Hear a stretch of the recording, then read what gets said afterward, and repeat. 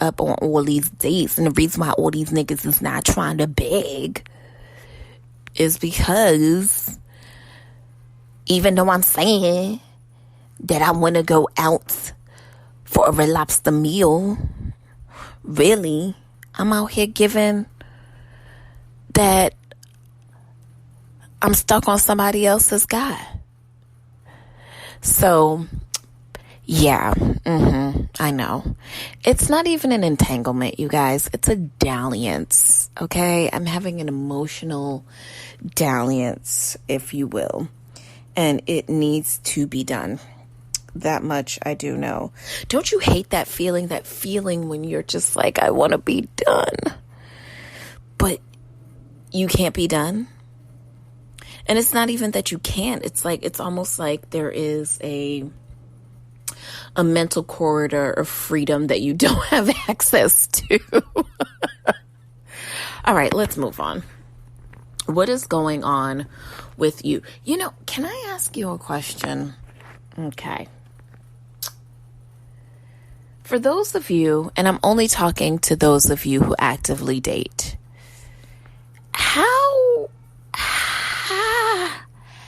y'all doing it during these times? Like, are you just kind of backpedaling into territory that you've been before?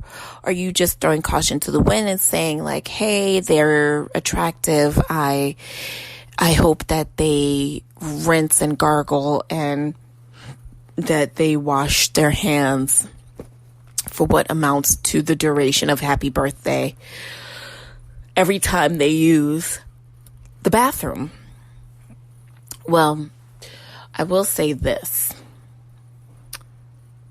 I'm so sick of the dirty girl, the nasty girl apps, because the boys don't seem to be understanding that it is a dating app, not a hookup app. So, gonna have to chill off that. And I don't know, maybe it's not time for me to be so wait, when you date, right?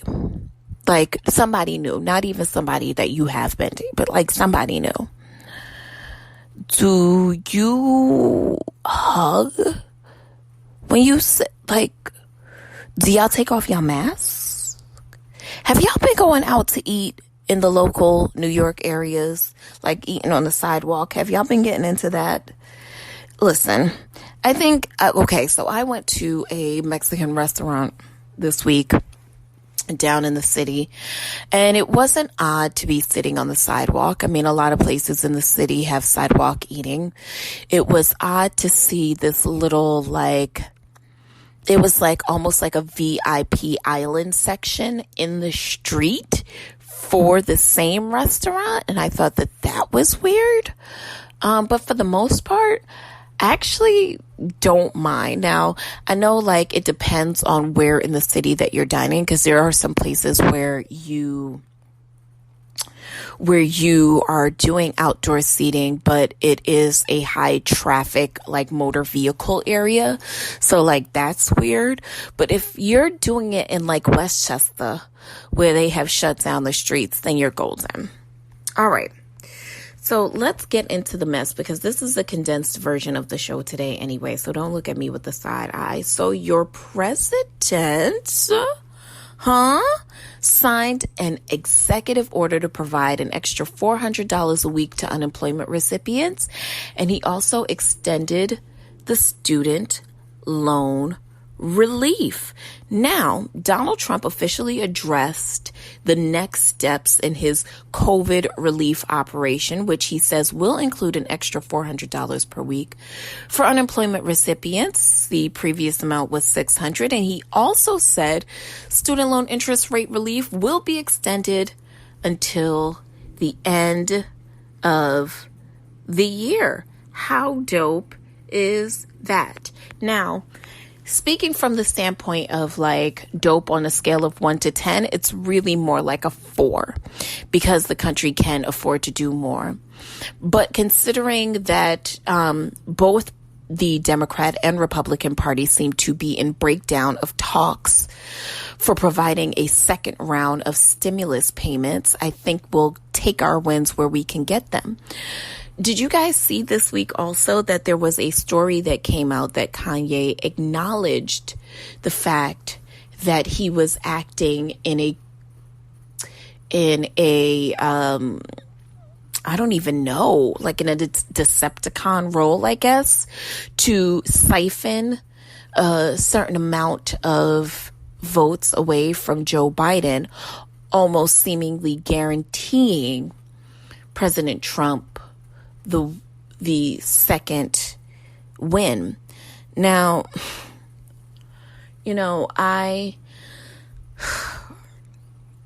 have been continuing to pray for Kanye because, I think what we are seeing in a lot of respects, we think has a lot to do with like, oh, that's, Hollywood, or that's showbiz, babe, or that's whatever.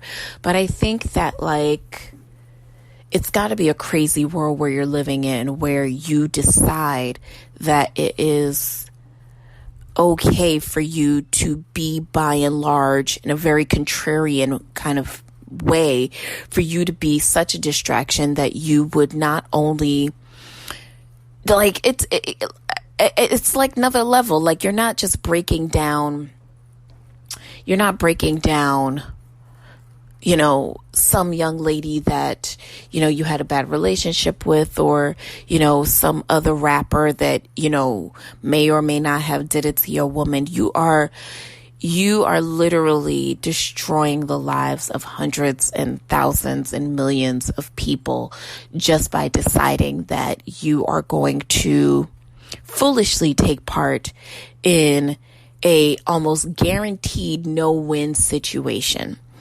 But negotiations over the next stimulus package intended to bolster the economy and help struggling Americans have stalled, with Democrats and Trump administration officials walking away after talks broke down and devolved into, you guessed it, partisan finger pointing.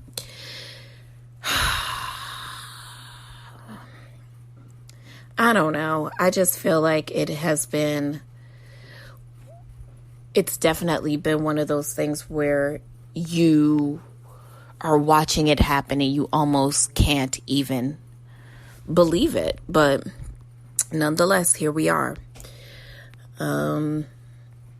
So did you guys watch the versus battle between 2 Chainz and Rick Ross? Now, I missed it. I did not catch it. It wasn't one that I was particularly interested in, mostly because I felt like it was an odd matchup, but probably secondly because unless versus has like, I don't know, I think that unless versus comes with a big superstar type battle, I get it. We get it. You know what I mean? But some great memes of Rick Ross came out of this battle. So super excited about what is coming down the pike for more versus battles.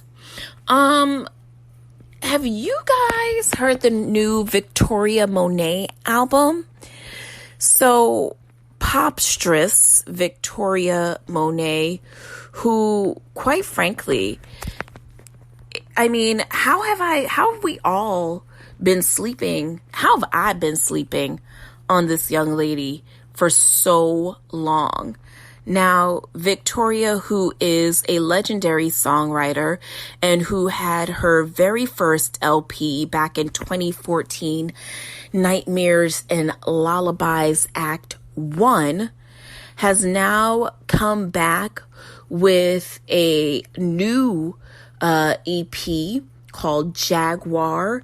Honestly, if there's any new music that has captured me this week, it definitely is Victoria's new album. Now, she has got some writing cred on her and some definite chops on her in the music industry. So please don't sleep on her. But if you get an opportunity to check out her new EP, Jaguar, some of my favorite songs are the actual title track from the EP, Jaguar, as well as Experience and Ass Like That. So check it out if you get a chance. Now, also this week, we had some new music drop from DaBaby. So DaBaby dropped an initial album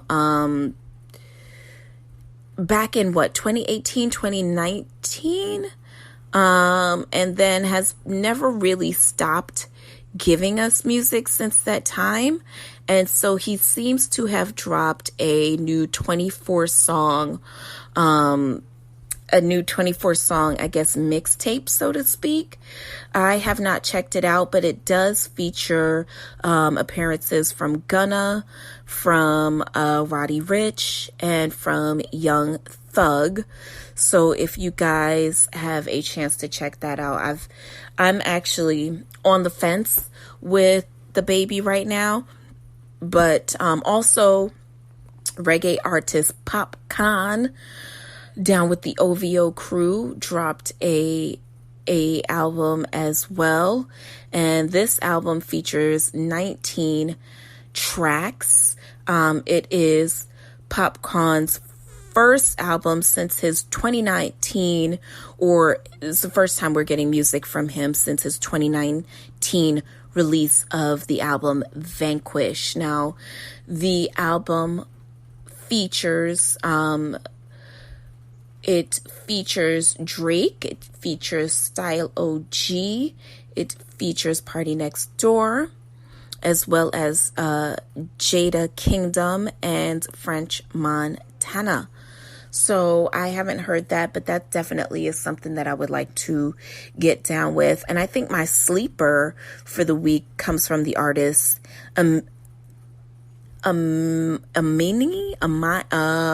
I can't say his name. Amine. He just dropped the new album or EP for Limbo.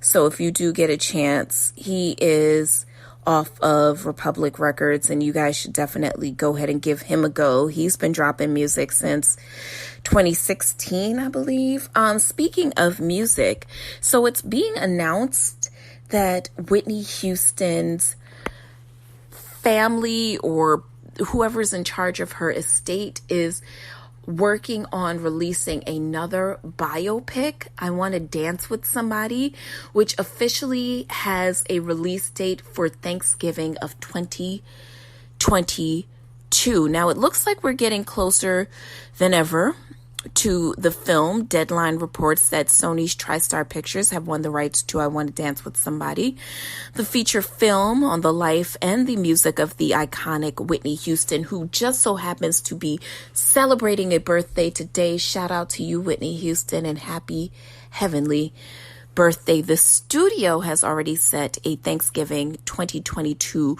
release. Now, I Want to Dance with Somebody will be produced by Pat Houston on behalf of the Houston estate, Clive Davis, and more. The film will also have the rights to all of Whitney's hits, and as of now, no casting decisions have been made. Now, we have had, probably since Whitney Houston's death, maybe we've had to have at least 3 or 4 Whitney Houston biopics since her untimely demise. And each one was more terrible than the previous.